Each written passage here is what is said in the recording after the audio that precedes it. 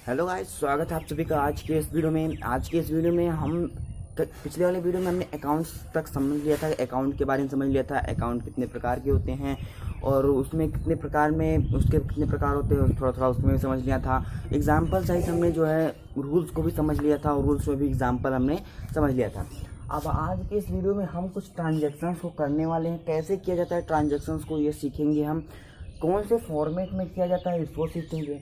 हाँ, मैंने यहाँ पर रूल भी लिख दिया है, तो हम रूल से मैच करते हुए करेंगे ना, तो इससे आपको क्लियरिटी मिलेगा कि हाँ कौन सा रूल कहाँ पर कैसे लगाया जा रहा है। हालांकि मैं आगे के कुछ ट्रांजेक्शन्स के बाद हो सकता है कि मैं ये मिटा दूँ, क्यों? क्योंकि बिना रूल्स के करेंगे तो फिर थोड़ा सा और भी अच्छा रहेगा। अभी हम 6 ट्रांजेक्शन्स करेंगे, उसके बाद कुछ थोड़ी बातें यहाँ बतानी होंगी, तो इसलिए मैं यहाँ जगह छोड़ रखा है। कम से कम 20 से 25 ट्रांजेक्शन करेंगे, जिससे आपको ये क्लियर हो जाएगा किस तरह के ट्रांजेक्शन्स को किस तरह से करना है। क्योंकि जनरल एंट्रीज़ में बहुत सारे ट्रांजेक्शन आते हैं। जनरल एंट्रीज़ बेसिकली करते क्यों हैं हम? जनरल एंट्रीज़ इसलिए करते हैं कि जो व्यवसाय होता है, हमारा बिजनेस जो होता है, वो उसमें जो है हम बहुत रोज़ाना या फिर महीनों में बहुत सारे ट्रांजेक्शन्स करते हैं। अब महीनों में हमें बहुत सारे ट्रांजेक्शन्स की मान लेते हैं, अगले हर महीने का हमें हिसाब चाहिए।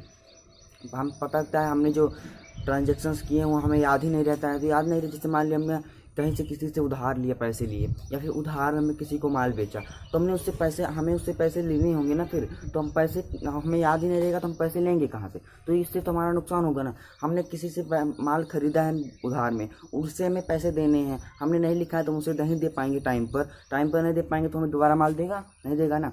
तो इस तरह से मतलब बिजनेस में बहुत सारे ट्रांजेक्शन्स ऐसे होते हैं जो हमें रिकॉर्ड करने, हर ट्रांजेक्शन्स को हमें रिकॉर्ड करना पड़ता है। तो उस ट्रांजेक्शन को रिकॉर्ड करने के लिए हमें जनरल एंट्रीज़ की ज़रूरत पड़ती है, और इसे हम एक फॉर्मेट में रिकॉर्ड करते हैं। और वो फॉर्मेट कुछ इस प्रकार से होता है, इतना फॉर्मेट है हमारा, 5 कॉलम इसमें होते हैं, उसमें डेट वाइज मैनर में हम सब कुछ जो है रिकॉर्ड करते हैं जनरल एंट्रीज़ में। ठीक है, जनरल एंट्री बहुत ही इंपॉर्टेंट होता है कॉमर्स में, क्योंकि यही सब हमें रिकॉर्ड करना होता है, मेंटेन करना होता है, बहुत इंपॉर्टेंट होता है। इसमें बहुत सारे ट्रांजेक्शन्स आते हैं, जैसे कि किसी से हमने माल खरीदा, किसी को हमने माल बेचा, किसी से हमने नगद लेन देन हुआ, कहीं उधार लेन देन हुआ, हमने मजदूरी दिया, सैलरी दिया, बहुत सारे यहाँ पर भी दिए गए हैं। मैं पैसे दिए, किसी से माल खरीदा है, बाद में हमने उसे पैसे दिया। ठीक है, आइए कुछ बातें पहले हम समझ लेते हैं। यहाँ पर कुछ बातें जैसे जो कि हमें जनरल एंट्रीज करने में आसानी होंगी, कुछ 2-3 पॉइंट्स में बताता हूँ। जैसे कि दोस्तों हमें एक बात का ध्यान देना होगा कि हमें जो, जैसे मान लेते हैं यहाँ हमें ट्रांजेक्शन दे रखे हैं, मान लेते हैं मैंने ये ट्रांजेक्शन ले लिया, 1250 रुपये सुदेश को दिए, मतलब 1250 रुपये सुदेश को दिए। अब आपको ध्यान देना है कि इस ट्रांजेक्शन में कौन कौन से अकाउंट प्रभावित हो रहे हैं, कौन कौन से खाते प्रभावित हो रहे हैं। तो ध्यान दीजिए, 1250 रुपये सुदेश को दिए, हमने सुदेश को दिया है कितना रुपये? 1250 रुपये। क्या दिया है? नगद दिया है, कैश दिया है, यानी इसमें कैश अकाउंट प्रभावित होगा। और किसको दिया है? सुदेश को दिया, यानी सुदेश का अकाउंट, मतलब 2 अकाउंट इसमें प्रभावित हुए हैं। इसमें एक अकाउंट हुआ है कैश अकाउंट और एक अकाउंट हुआ है सुदेश अकाउंट। ठीक है, तो 2 अकाउंट इसमें प्रभावित हुए, कैश अकाउंट और सुदेश अकाउंट। तो दोनों अकाउंट पे हमें अब ये सोचना है कि कौन सा डेबिट करना है, कौन सा क्रेडिट करना है। ठीक है, तो उसी तरह से जब हमारे पास गुड्स खरीदने या गुड्स को बेचने में आएगा, तो हम वहाँ पर गुड्स का इस्तेमाल नहीं करेंगे। खरीदने के लिए हमें परचेज का इस्तेमाल करना है, बेचने के लिए हमें सेल्स का इस्तेमाल करना है। ठीक है, और भी कुछ ऐसी बातें हैं इसी से रिलेटेड, जो कि जब हमें क्वेश्चंस आते रहेंगे तो मैं वहाँ पर आपको बताता रहूँगा। ठीक है, अभी मैं क्या करता हूँ, यहाँ पर ट्रांजेक्शन्स करते हैं। ट्रांजेक्शन्स करने से पहले मैं इस फॉर्मेट को थोड़ा सा एक्सप्लेन कर देता हूँ, समझ लीजिए थोड़ा सा इसमें क्या रूल है करने के, ये समझ लीजिए। पहला कॉलम हमारा होगा डेट वाइज, किस डेट में कौन सी ट्रांजेक्शन्स हुए हैं, उस डेट को यहाँ पर हम मेनटेन करेंगे, तो ये होगा हमारा डेट का कॉलम। ठीक है, डेट लिखने का तरीका क्या होगा? डेट लिखने का तरीका कुछ इस प्रकार से है कि सबसे पहले हम ये नहीं लिखेंगे 1 तारीख, मान ले पहला इस तरह लिखेंगे कि तारीख लिखेंगे पहले, फिर महीना लिखेंगे, फिर सन लिखेंगे। इस तरह से नहीं करना है, हमें इसका जस्ट उल्टा करना है। पहले हमें सन लिखना होगा, ठीक है, फिर उसके बाद हमें माह लिखना होगा और फिर तारीख, और इसी तरीके से करना है। सबसे ऊपर सन रहेगा, मान लेते हैं हमारा 2022 चल रहा है ना, तो लिखेंगे 2022, महीना मान लेते हैं मई चल रहा है और 1 तारीख है ना, कुछ इसी तरह से ट्रांजेक्शन्स को लिखेंगे। 1 तारीख मई एकदम जस्ट इसके नीचे। ठीक है, इस तरह से ट्रांजेक्शन्स होगा। अब इसके नीचे मान लेते हैं हमारा 3 तारीख का कोई ट्रांजेक्शन्स हुआ, तो हम इसको डायरेक्ट ऐसे कॉमा लिख करके 3 कर देंगे। ठीक है, डायरेक्ट काम करेंगे। फिर इस तरह से होगा, पहले 2022, फिर लिखेंगे नीचे महीना, फिर साइड में लिखेंगे तारीख। ठीक है, इस तरह से इसका ट्रांजेक्शन होगा। अभी देखिए दूसरा वाला है, दूसरा है पर्टिकुलर्स। यहाँ पर हम ट्रांजेक्शन्स को रिकॉर्ड करते हैं। अब इसमें थोड़ा एक्सप्लेन करने लायक है। इसमें इसका लिख सकते हैं पर्टिकुलर्स को लिखते हैं पर्टिकुलर। ठीक है, पर्टिकुलर में जनरली जो है जनरल एंट्री इसी में करते हैं, ट्रांजैक्शंस को उसी में रिकॉर्ड करते हैं। जैसे मान लेते हैं 75,000 से व्यवसाय आरंभ किया, तो हमने 75,000 से व्यवसाय आरंभ किया, तो यहाँ पर 2 खाते प्रभावित होंगे, उसको हम सोच लेंगे अपने मन में या फिर लिख लेंगे। उसके बाद सोचेंगे कौन सा क्रेडिट करें कौन सा डेबिट करें। फिर यहाँ पर रूल लगाएं कि हाँ ये वाला खाता डेबिट होगा या क्रेडिट होगा। ठीक है, वहाँ पर दिमाग लगाएं, फिर यहाँ पर हम वो चीज़ लिखेंगे। ठीक है, अब उसके बाद ध्यान दीजिए कैसे लिखना है। पहला मैं ट्रांजेक्शन लिख रहा हूँ, 75,000 से व्यवसाय आरंभ किया। 75,000 से आरंभ के, एक बात मैं आपको पहले बता दूं कि जो हमारा बिजनेस होता है ना, व्यवसाय, ठीक है, या व्यापार जो होता है वो ना उसकी एक अलग पहचान होती है। ठीक है, उसकी एक अलग पहचान होती है। जो अब यहाँ पर अलग पहचान होगी, मतलब जैसे हम हो गए वैसे एक बिजनेस, वो भी एक इंसान है, कंपनियां हैं, वो सभी एक इंसान होते हैं, कॉमर्स के अंदर। ठीक है, तो ये व्यवसाय ना इसकी एक अलग पहचान होती है। तो इसलिए हम इसको इस ट्रांजेक्शन्स को करने के लिए या फिर इस तरह के ट्रांजेक्शन्स को करने के लिए हम इस तरह से लॉजिक लगाएंगे कि व्यापार ने व्यापारी को, अब देखिए 75,000 व्यवसाय आरंभ किया, मतलब क्या पूंजी तो लगाया होगा उस व्यक्ति ने। अगर कोई व्यवसाय आरंभ कर रहा है कुछ कितने पैसे लगाकर, तो कहेंगे कि वो व्यक्ति ने पूंजी लगाई है, उतने का पूंजी लगाया है व्यवसाय आरंभ करने के लिए। तो हम कहेंगे कि जो व्यापार है ना, उसने व्यापारी को 75,000 रुपये कैश दिया है, पूंजी के रूप में दिया है बिजनेस स्टार्ट करने के लिए। ठीक है, इस तरह से ये होगा। तो देखिए इसमें 2 खाते प्रभावित होंगे, एक तो पूंजी खाता होगा यानी कैपिटल अकाउंट, पूंजी खाते को हम कैपिटल अकाउंट कहते हैं, कैपिटल अकाउंट हुआ। और दूसरा हमारा इसमें होगा, क्योंकि नगद दिया है, कैश दिया है, तो इसमें होगा हमारा कैश अकाउंट। अभी देखा जाए ना तो अब हम इसमें देखिए 2 खाते हमारे प्रभावित हुए ना, तो 2 खाते प्रभावित हुए, तो हम कौन सा डेबिट करें और कौन सा क्रेडिट करें ये हम जानें। तो डेबिट में व्हाट्स कम इन, पहला रूल लगाते हैं, व्हाट्स कम इन। देखिए व्यवसाय में कुछ आ रहा है, व्यवसाय में कुछ आ रहा है, देखिए पूंजी आ रहा है, व्यवसाय में पूंजी आ रहा है, कैश आ रहा है। व्यवसाय में पूंजी नहीं, व्यवसाय में कैश आ रहा है, पूंजी से कैश आ रहा है, पूंजी के रूप में कैश आ रहा है। व्हाट्स कम इन, तो व्यवसाय में कैश आ रहा है ना पूंजी के रूप में, तो हम यहाँ लिखेंगे कैश अकाउंट। ठीक है, इतना समझ में आ गया। तो अभी तो मैं इसको एक्सप्लेन कर रहा हूँ। अब यार ध्यान दीजिए, कैश अकाउंट हो गया ना। अब इस अकाउंट को हमने डेबिट किया है ना, हमने डेबिट वाले रूल से डेबिट किया है ना, हमें ये कैसे पता चलेगा? अगर हम पूरा ट्रांजेक्शन लिख लेते हैं पूरा, तो हमें ये कैसे पता चलेगा कि यही वाला अकाउंट जो है डेबिट है या फिर ये वाला क्रेडिट है? इसके लिए ना जो अकाउंट डेबिट होता है ऊपर वाली लाइन में हमेशा डेबिट वाला लिखते हैं, और उसको लिखने के बाद लास्ट में यहाँ पर हम डेबिट लिख देते हैं। डेबिट का शॉर्ट फॉर्म होता है DR और क्रेडिट का शॉर्ट फॉर्म होता है CR। अकाउंट्स को हम शॉर्ट में A/C लिखते हैं। ठीक है, छोटा A बड़ा रहेगा और बाई करके C जो है छोटा रहेगा। अब नीचे हम लिखेंगे क्रेडिट वाला। क्रेडिट वाला लिखने के लिए हम क्या करेंगे, फिर यहाँ से देखेंगे कि 2 हमारे अकाउंट थे। यहाँ पर हमने कैश अकाउंट को जो है हमने डेबिट किया है, तो कैपिटल अकाउंट तो ऑटोमेटिक जो है हमारा क्रेडिट हो जाएगा। हम यहाँ पर लिखेंगे कैपिटल अकाउंट। अब ध्यान देने वाली बात यहाँ पर ये है ना कि इस कैपिटल अकाउंट को हम यहाँ से नहीं लिखेंगे, बल्कि थोड़ा सा यहाँ से थोड़ा सा जगह छोड़ करके यहाँ से। लेकिन एक बात और ध्यान देना, अगर आपका ये बड़ा है ना, मान लेते हैं दूसरा कोई अकाउंट है, एडवर्टाइजमेंट अकाउंट है, या फिर और बड़ा कहते हैं ऑफिस एक्सपेंसिव हो गया अकाउंट, तो इस तरह के अकाउंट में ये और बड़ा हो जाएगा लिखने में। तो आपको छोटा लिखना है, यहाँ से थोड़ा सा जगह छोड़ करके इसको स्टार्ट करना है, और डेबिट से पहले ख़त्म करना है। ये नहीं है कि लिखते जाए तो डेबिट तक ला जाए, इस लाइन तक नहीं आना है आपको। डेबिट जहाँ लिखे हैं उसके थोड़े पहले ही आपको इसको लिखना ख़त्म कर देना है। आप चाहे थोड़ा सा और इधर लिख सकते हैं, लेकिन इसको ख़त्म करना है। एक बात और आपको यहाँ पर ध्यान देना है, कैश अकाउंट यहाँ ना कैपिटल अकाउंट डायरेक्ट नहीं लिखेंगे। कैश अकाउंट तो हमने लिख दिया, यहाँ पर ना टू कैपिटल अकाउंट लिखेंगे, टू लगाएंगे। हिंदी में अगर आप इसको लिखते हैं कि रोकड़ खाता डेबिट, रोकड़ खाता डेबिट, पूंजी खाता का, हिंदी में लास्ट में का लगाएंगे, और इंग्लिश में लिखते हैं तो प्रारंभ में टू लगाएंगे। ठीक है, अब इधर अमाउंट का कॉलम आता है, इधर अमाउंट का कॉलम होता है, ये हमारा LF का कॉलम होता है। जिसको LF का मतलब होता है लेजेड फाइल। लेजेड फाइल मतलब कि यहाँ पर हम जब पूरा ट्रांजेक्शन लिख लेंगे जनरल एंट्रीज के अंतर्गत, तो उसके बाद हम इसका लेजेड बनाते हैं। अब लेजेड क्या होता है इसके बारे में हम जब कभी लेजेड को पढ़ेंगे, इस सब चीज़ को पढ़ने के बाद तब मैं आपको बताऊंगा। तो जब वो किस अकाउंट का लेजेड कहाँ पर है, उस पेज नंबर को लिखने के लिए हम ये कॉलम बनाते हैं। वैसे इसका इस्तेमाल नहीं किया जाता, बस नियम है लिखने का, तो हम यहाँ पर लिख रहे हैं। अगला कॉलम आता है हमारा अमाउंट का, और ये वाला भी कॉलम अमाउंट का ही होता है। अब बात ये दोनों अमाउंट का कॉलम है, लेकिन ये वाला अमाउंट डेबिट का होता है और ये वाला क्रेडिट का होता है। एक कॉलम डेबिट का और एक कॉलम क्रेडिट का होता है।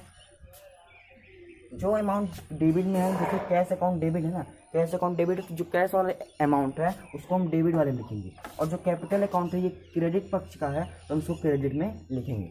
आइए अमाउंट लिख लेते हैं। 75,000 से 200,000 में किया तो कैश में भी तो 75,000 रुपये है, और कैपिटल अकाउंट में भी 75,000 रुपये है। एक बात ध्यान दीजिए, दोनों तरफ अमाउंट बराबर होना चाहिए, ठीक है। ये नियम है कि दोनों तरफ अमाउंट बराबर होना चाहिए। मुझे उम्मीद है आपको ये पूरा समझ में आया होगा। अब समझ में आ ही गया है तो हम आगे बढ़ते हैं, ठीक है।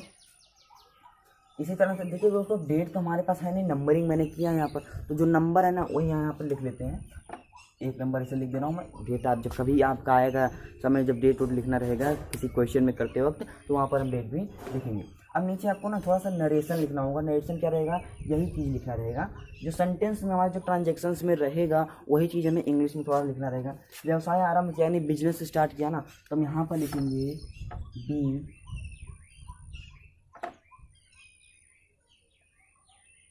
Business start. हमने बिजनेस को स्टार्ट किया तो हम नीचे लिख देंगे बिजनेस स्टार्ट, ताकि एक क्लियरिटी मिल जाए देखने वाले को यहाँ पर क्या लिखा गया है। एक शॉर्ट इन्फॉर्मेशन यहाँ पर दे रहे हैं कि हाँ यहाँ पर बिजनेस स्टार्ट किया जा रहा है। अब एक और काम यहाँ पर करना है, देखिए यहाँ पर बीइंग जरूर लगाना है इस चीज़ के पहले। बीइंग या फॉर भी लगा सकते हैं, बुक में लिखा है बीइंग या फॉर भी लगा सकते हैं। हालांकि यहाँ पर यह भी लिखा गया वहाँ बुक में कि अब इसका इस्तेमाल ज़्यादातर नहीं किया जाएगा, लेकिन आप करेंगे तो ठीक रहेगा, ठीक है। अब यहाँ पर एक और काम करना है आपको। ये सब इतना एक ट्रांजैक्शन हो जाने के बाद आपको इसके नीचे वैसे लाइन खींच देना, सीधी लाइन, ठीक है। इससे क्या होगा ना, हमारा ट्रांजैक्शन थोड़ा सा अलग दिखाई देगा, हमें पता चलेगा इसमें एक ट्रांजैक्शन दूसरे से मिलेगा नहीं और मैच नहीं होगा, तो हमारा जो लगेगा कि हाँ ये अलग अलग ट्रांजैक्शन हैं। अगला देखते हैं, दूसरा नंबर है 4,000 का माल खरीदा। 4,000 का माल खरीदा। अब ध्यान दीजिए यहाँ पर नगद भी आप लगा सकते हैं, शायद यहाँ छूट गया है। 4,000 का माल नगद खरीदा, तो हमने 4,000 का जो माल है ना वो नगद खरीदा है। अब ध्यान दीजिए, आपको मैं यहाँ एक बात बता देता हूँ, एक और टॉपिक है। ध्यान दीजिए कि अगर किसी ट्रांजैक्शन में किसी का नाम दिया गया है, या फिर किसी ट्रांजैक्शन में कहा गया है कि इतने का माल नगद खरीदा, तो वहाँ पर नगद होगा, कैश अकाउंट प्रभावित होगा, ठीक है। लेकिन अगर किसी ट्रांजैक्शन में कह दिया गया है कि इतने का माल सुदेश से खरीदा, या इतने का माल रमेश से या राम से खरीदा, किसी का नाम दिया हो, वहाँ पर किसी का नाम दिया हो कि हमने इनसे इतने का खरीदा, लेकिन वहाँ ये ना कहा गया हो कि हमने नगद खरीदा है। यानी अगर किसी का नाम यहाँ पर दिया गया है 25,000 का माल सुदेश से खरीदा, तीसरा नंबर देखिए 25,000 का माल सुदेश से खरीदा। सुदेश से खरीदा यानी सुदेश का नाम दिया है, ये नहीं कहा गया यहाँ पर कैश खरीदा गया, मतलब कि इसका मतलब होगा यहाँ पर उधार लेन देन हुआ है। आपको ये बात समझना है कि अगर किसी लेन देन में ये कह दिया गया कि इनसे हमने इतने का माल खरीदा है, कैश का नाम नहीं लिया गया, तो मतलब वहाँ पर उधार लेन देन हुआ है। अगर कैश का नाम भी है, कैश लिखा है, तब कैश लेन देन, ठीक है। और अगर नाम नहीं दिया है, डायरेक्ट कैश लिखा है, तो समझ लीजिए वहाँ पर कैश हुआ है, ठीक है। ध्यान दीजिए, अगर किसी कैश लेन देन होगा तो नाम लिखने की ज़रूरत नहीं है, लेकिन अगर उधार लेन देन हुआ है तो हम उसका नाम लिखेंगे, तभी तो जान पाएंगे कि हाँ हमने इनसे उधार सामान लिया है या इनको सामान उधार में बेचा है, ठीक है। इसीलिए जो है ऐसा किया जाता है। आइए देखते हैं, यहाँ पर 4,000 का माल नगद खरीदा है। नगद खरीदा है यानी कि हमारे पास दो अकाउंट प्रभावित होंगे। एक तो हमारा देखिए माल खरीदा है, यानी हमारे अकाउंट्स में, हमारे बिजनेस में क्या आ रहा है, व्हाट्स कम इन डेबिट करना है ना हमें, व्हाट्स कम है, हमारे बिजनेस में क्या आ रहा है, गुड्स आ रहा है। और मैंने आपको बताया अगर हम गुड्स खरीद रहे हैं तो उसके लिए हमने गुड्स अकाउंट नहीं लिखना रहेगा, परचेज अकाउंट लिखना रहेगा। तो ये लिखते हैं, मान लीजिएगा परचेज अकाउंट डेबिट अब देखिए नगद खरीदा हमारे पास कैश प्रभावित हो रहा है। यहाँ पर 2 अकाउंट प्रभावित हो रहे थे, परचेज अकाउंट और कैश अकाउंट। अब ध्यान दीजिए माल खरीदा है, अब हमें क्रेडिट करना है। क्रेडिट के रूल्स पर आते हैं। व्हाट्स गोज आउट, बिजनेस से क्या जा रहा है, हमारे बिजनेस से कैश जा रहा है, क्योंकि हमने माल खरीदा है, नगद खरीदा है यानी कैश देकर खरीदा है। तो कैश खरीदा है मतलब यहाँ पर कैश से खरीदा है मतलब हमारा टू कैश अकाउंट हो जाएगा, टू कैश अकाउंट। ठीक है, अब कितने का खरीदा, 4000 का माल खरीदा, तो हम यहाँ पर इसके आगे 4000 लिख देंगे। ठीक है, नीचे लिख देंगे बीइंग गुड्स परचेज, हमने माल को खरीदा है ना, तो लिखिए नीचे बीइंग गुड्स परचेज। यहाँ पर हमारा 2 तारीख का है। ठीक है, अब नीचे लिखेंगे बीइंग गुड्स परचेज।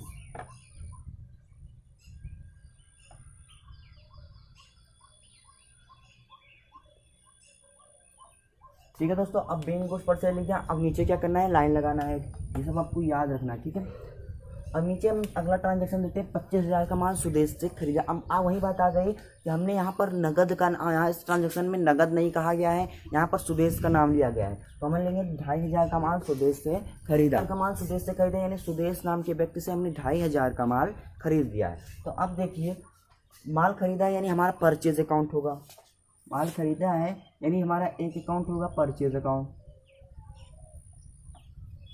देखिए खरीदा है मतलब व्यवसाय में हमारे माल आ रहा है यानी परचेज अकाउंट डेबिट हो जाएगा।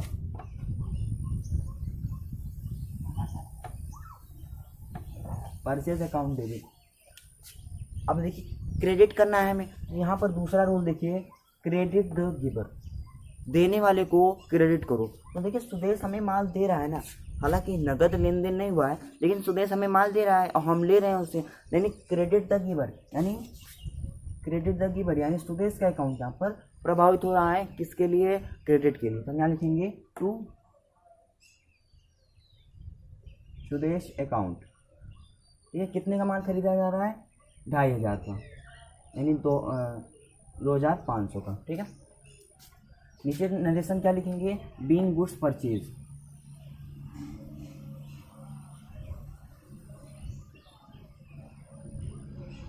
हमने माल को खरीदा है ना, तो हम ये लिख देंगे बीइंग गुड्स परचेज। अगला ट्रांजैक्शन छोटा सा थोड़ा सा जगह बचा है, यहाँ पर देख लेते हैं। उसके बाद हम बाकी के ट्रांजैक्शंस अगले वीडियो में देखेंगे, क्योंकि यहाँ आज हमें ये सब एक्सप्लेन करना था, मुझे ये सब समझाना था, तो थोड़ा टाइम लग गया है। अभी एक ट्रांजैक्शन और देख लेते हैं।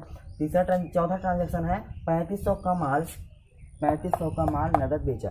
3500 का माल हमने बेचा है, कितने में बेचा है, नगद बेचा है। तो नगद बेचा है यानी देखिए हमारे पास 2 अकाउंट प्रभावित हो रहे हैं। 3500 का माल बेचा है, तो देखिए गुड्स अगर हमारे बिजनेस से जा रहे हैं तो हम गुड्स अकाउंट को क्रेडिट नहीं करेंगे, हम सेल्स अकाउंट लिखेंगे वहाँ पर। तो हमारे पास एक तो रुपये सेल्स अकाउंट। उसके बाद 3500 का यानी नगद बेचा है, यानी हमारे पास 3500 रुपये हमारे पास आ रहे हैं, 3500 रुपये हमारे अकाउंट में आ रहे हैं। ठीक है, हमारे पास आ रहे हैं, हमारे बिजनेस में आ रहे हैं। ठीक है, तो यहाँ पर देखिए व्हाट्स कम इन, व्हाट्स कम इन, कैश आ रहे हैं ना, हमारे कैश आ रहा है, रोकड़ पैसा आ रहा है, तो यहाँ पर लिखेंगे cash account debit. Cash account को हम करेंगे डेबिट। अब देखिए हमने दूसरा अकाउंट क्या देखा था, नगद हमने बेचा है यानी सेल्स अकाउंट, तो हम cash account debit to sales account. कितने का माल बेचा है, 3500 का, 3500 का। ठीक है, ये कैश अकाउंट को हमने डेबिट किया है क्योंकि हमने नगद हमारे व्यवसाय में ही आ रहा है। सेल्स अकाउंट क्या है, देखिए सेल्स अकाउंट नगद हमने बेचा है। What's goes out, what's goes out credit, what's goes out उसको हमें क्रेडिट करना है जो हमारे व्यवसाय से जा रहा है। तो माल हमारे व्यवसाय से जा रहा है, किस रूप में जा रहा है, बिक्री के रूप में जा रहा है, तो हम लिखेंगे सेल्स अकाउंट। ठीक है, नरेशन क्या होगा, नीचे जगह तो नहीं है, मैं यहाँ पर नरेशन लिख दे रहा हूँ, बीइंग गुड्स सेल्स। ठीक है, हमने गुड्स को बेचा है, गुड्स सेल्स लिखेंगे। ठीक है दोस्तों, तो अगले वीडियो में हम इसके आगे ट्रांजैक्शंस को देखेंगे, चौथा, पांचवा, छठवां, और उसके बाद और भी ट्रांजैक्शंस मैं इसके नीचे लिख लूँगा और मैं आपको वहाँ पर उसको समझाऊंगा। ठीक है, इन दोनों को मैं ऊपर करके नीचे और ट्रांजैक्शंस को लिखूंगा। ठीक है, तो मिलते हैं अगले वीडियो में। अगले वीडियो के लिए आप चैनल तुरंत सब्सक्राइब कर लीजिए, बेल आइकन प्रेस कर लीजिए। वीडियो पसंद आ गया हो तो लाइक कर दीजिए, कमेंट बॉक्स में बताइए कि सब कुछ आपको समझ में आया कि नहीं। अगर कहीं प्रॉब्लम हो तो कमेंट बॉक्स में बता दीजिए, मैं अगले वीडियो में उस प्रॉब्लम को ज़रूर ख़त्म कर दूँगा, जड़ से ख़त्म कर दूँगा। ठीक है, तो मिलते हैं अगले वीडियो में, अपने दोस्तों के पास ज़रूर शेयर करें। ठीक है, धन्यवाद।